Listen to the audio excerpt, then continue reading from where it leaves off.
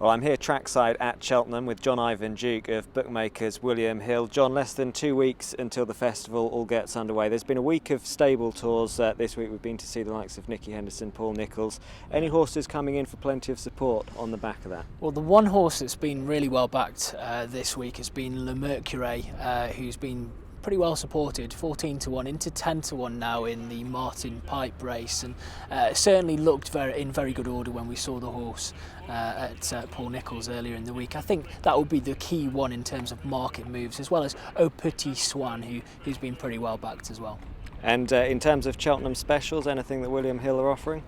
I think one of the more interesting specials that we're offering is a double on a couple of Nicky Henderson horses who are both well fancied for their respective races. And that's Peace & Co and Sprinter Sacra. We're doing a 12 to 1 double for the pair, which looks quite attractive if you look at the odds that they are at the moment.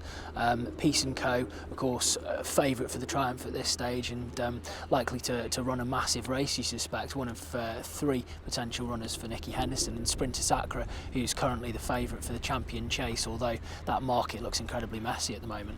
And what about Tony McCoy? Any specials on him?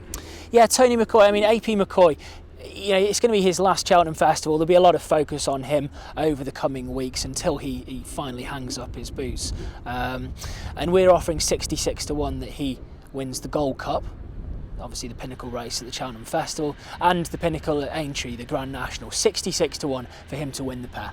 At the moment, we think that will be Carlingford Lock and Shut the Front Door at Aintree. I have to say, I'm not surprised Mercurey has come in for a bit of support this week. I thought he looked fantastic at the Paul Nicholls yard. For you, though, what's been the pick of all the horses we've seen this week?